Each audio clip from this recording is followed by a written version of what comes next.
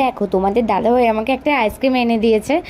ওখানে মনসা পুজো হচ্ছিলো আমাদের পাড়ায়, সেখান থেকে বাচ্চাদের মতো চেটে চেটে খাওয়া অভ্যাস আমার এখনও গেল না। তো দেখো এই মনসা পুজোটাই চলো আমরা আইসক্রিম টাইসক্রিম খেয়ে আজ সন্ধ্যেবেলা একটু ঠাকুর দেখতে যাব।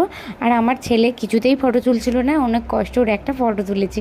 আর এখানে কেন জানি না এত বাজি ফাটছিল, আমার ছেলে বাজি দেখলেই ভয় করে।